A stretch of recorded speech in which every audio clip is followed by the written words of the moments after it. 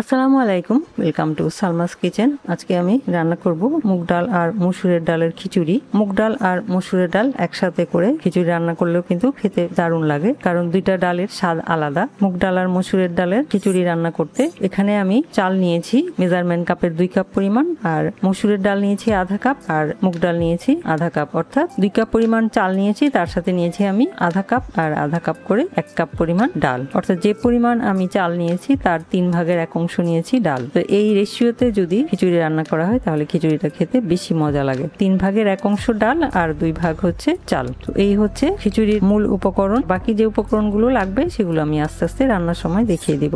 এখন একটা fry pan নিলাম, এর মধ্যে নিয়ে নিব প্রথমে মুগ ডাল।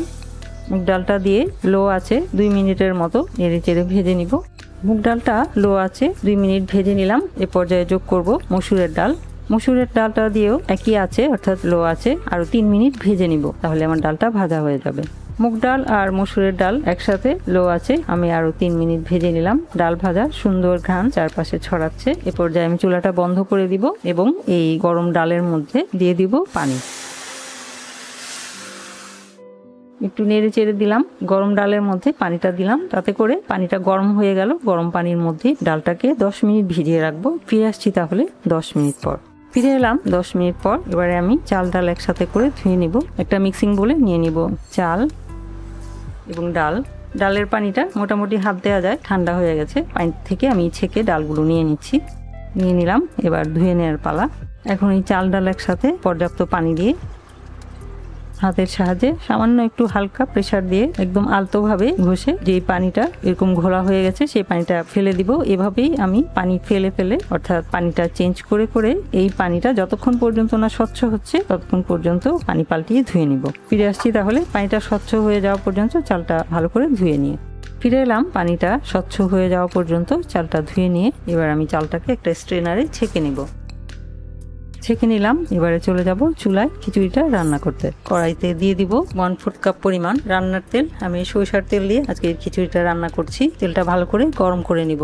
তেল গরম হয়ে গেলে দিয়ে দিব কিছু গরম মশলা, 3টি তেজপাতা মাঝখান থেকে 2 টুকরা করে দিয়ে দিব 2 টুকরো লম্বা দারচিনি, 5টি এলাচি। এলাচির মুখটা থেতো করে দিয়েছি, তা না হলে তেলে দিলে ছিটে আসবে।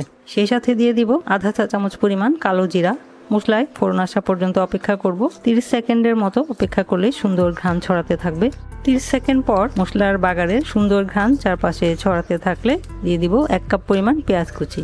পেঁয়াজ কুচিটাকে এবার হালকা লাল করে ভেজে নিব। পেঁয়াজ কুচি হালকা লাল হয়ে গেলে এ পর্যায়ে যোগ করব 1.5 টেবিল চামচ পরিমাণ আদা এবং রসুন বাটা। যেহেতু এখানে খিচুড়ির টোটাল পরিমাণ আছে 3 কাপ পরিমাণ, তাই 1.5 টেবিল চামচ পরিমাণ আদা রসুন বাটা দিলাম। এবার আদা রসুন বাটার কাঁচা গন্ধটা চলে যাওয়ার জন্য 2 মিনিট একটু ভেজে নিব।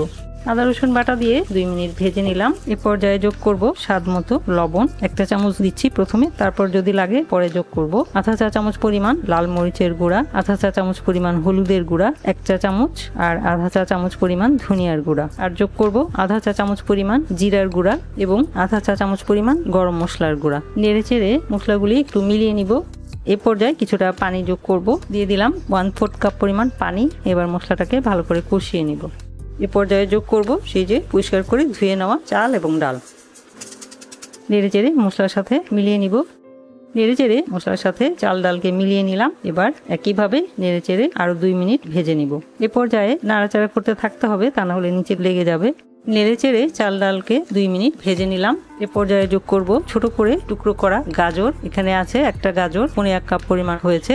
আধা কাপ পরিমাণ বরবটি এবং আধা কাপ পরিমাণ মটরশুঁটি। এই মটরশুঁটিটা ফ্রোজেন, আমি ডিপ ফ্রিজে সংরক্ষণ করে রেখেছিলাম, সেই মটরশুঁটিটা দিলাম। আপনারা চাইলে হাতের কাছে যে সবজি আছে সেগুলোই দিতে পারেন খিচুড়ির সাথে, অথবা যদি না চান সবজি দিবেন না দিলেও হবে, দিলে সবজির টেস্টটা আরেকটু বাড়ে। এবার আমি সবজিটা দিয়ে আরো 2 মিনিট নেড়ে চেড়ে ভেজে নিব। চাল ডালকে প্রথমে 2 মিনিট ভেজে নিলাম, সবজি দিয়ে এবার আরো 2 মিনিট ভেজে নিব।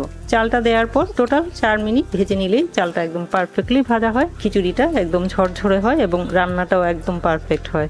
সবজিটা দেওয়ার পর নেড়েচেড়ে আমি আরো 2 মিনিট ভেজে নিলাম। চালটা একদম পারফেক্টলি ভাজা হয়ে গেছে, টোটাল 4 মিনিট ভাজা হয়ে গেল। এবার আমি যোগ করব পানি, চাল ডাল এবং সবজি সেদ্ধ হওয়ার জন্য। যেহেতু এখানে চাল এবং ডাল মিলে আমি 3 কাপ পরিমাণ যোগ করেছি, তাই এখানে ডবল পানি দেওয়ার কথা। যেহেতু ডাল দিয়েছি তাই পানি একটু কম দিতে হবে, অর্থাৎ 1 কাপের বদলে 2 কাপ পানি দেওয়ার কথা। আমি এখানে টোটাল 3 কাপের ডবল হচ্ছে 6 কাপ, তার থেকে 1 কাপ পরিমাণ পানি কম দিব। তাহলে খিচুড়িটা একদম পারফেক্টলি রান্না হবে এবং ঝরঝরে হবে। চুলার আঁচটা এতক্ষণ মাঝারিতে ছিল, এবার আমি চুলার আঁচটা হাইতে দিয়ে দিলাম। নেড়ে চেড়ে মিলিয়ে নিব। এবার ঢাকনা দিয়ে পানিটা ফুটে আসা পর্যন্ত অপেক্ষা করব। পানি যখন ফুটতে শুরু করবে তখন ঢাকনাটা খুলে দেখে নিব লবণ ঠিক আছে কিনা। লবণটা একদম ঠিক আছে, কিন্তু এ পর্যায়ে লবণটা একটু বেশি হতে হবে, তাহলে আমার কিছুটা লবণ যোগ করতে হবে। আমি আরো আধা চা চামচ পরিমাণ লবণ দিয়ে দিলাম। একটু নেড়ে চেড়ে দিব। নেড়ে চেড়ে দিলাম। যেহেতু চাল ডাল আর পানি সমান সমান হয়ে গেছে, এ পর্যায়ে আমি চুলার আঁচটা লোতে দিয়ে ঢাকনা দিয়ে রান্না করব 15 মিনিট। ফিরে আসছি 15 মিনিট পর। ফিরে এলাম 15 মিনিট পর। ঢাকনা খুলছি, দেখে বোঝা যাচ্ছে খিচুড়িটা একদম হয়ে গেছে, একদম পারফেক্টলি ডান। ডালও সিদ্ধ হয়ে গেছে, চালও সিদ্ধ হয়ে গেছে। তার পাশ থেকে আমি হালকা হাতে একটু উল্টিয়ে পাল্টিয়ে দিচ্ছি। এ পর্যায়ে যোগ করব 1 চা চামচ পরিমাণ ভাজা জিরার গুঁড়া, বেশ কিছু কাঁচামরিচ, লাল কাঁচামরিচও যোগ করছি, এবং খাঁটি ঘি আমি 4 চা চামচ পরিমাণ যোগ করছি। এবং যোগ করব আচার। আমের তেলে ডোবা আচার বানিয়েছিলাম, আপনাদের সাথে শেয়ার করেছি, সেই আচারটা এ পর্যায়ে যোগ করছি। যেহেতু এখন সবার ঘরে ঘরেই আচার থাকে, আচারটা দিলে খিচুড়ির টেস্টটা অনেক গুণ বেড়ে যায়, অনেক গুণ বেড়ে যায়। কিছু আচারের তেলও যোগ করে দিচ্ছি। দিলাম এখানে 6 পিস তেলে ডোবা আমের টক আচার। এবার এই সমস্ত কিছুর ঘ্রাণগুলো যাতে খিচুড়ির মধ্যে ঢুকে একটু হালকা হাতে নেড়ে চেড়ে মিলিয়ে দিব। চাইলে আপনারা ধনিয়া পাতাও অ্যাড করতে পারেন, তাহলে আরো একটু স্বাদের মাত্রা বাড়বে। ঢাকনা দিয়ে দিলাম, অপেক্ষা করব আর 2 মিনিট। 2 মিনিট পর ঢাকনা খুলে নিচ্ছি। খিচুড়ি রান্না আমার হয়ে গেছে। এবার চুলাটা বন্ধ করে দিয়ে পরিবেশন করে নিব।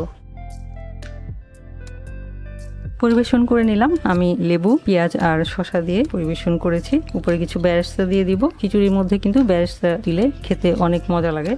তৈরি হয়ে গেল সাধারণ একটি রান্না, মসুরের ডাল আর মুগ ডালের খিচুড়ি, কিন্তু স্বাদ অসাধারণ। তো আশা করছি মুগ ডাল আর মসুর ডালের খিচুড়ির এই রেসিপিটা এই বৃষ্টির দিনে তৈরি করে খাবেন। আশা করছি খুব মজা করে তৃপ্তি নিয়ে খেতে পারবেন। আমার চ্যানেলে আরো অনেক রকমের খিচুড়ি রেসিপি শেয়ার করা আছে। রাইস কুকারে কিভাবে খিচুড়ি রান্না করা যায় তার রেসিপিও শেয়ার করা আছে। আশা করছি আপনারা সেগুলোও দেখবেন এবং আশা করছি সেগুলো ট্রাই করে পছন্দ করবেন। ভিডিওটি দেখার জন্য এবং এতক্ষণ সাথে থাকার জন্য অসংখ্য ধন্যবাদ। সবাই খুব ভালো থাকবেন। আমার আর আমার পরিবারের জন্য দোয়া করবেন। আল্লাহ হাফেজ।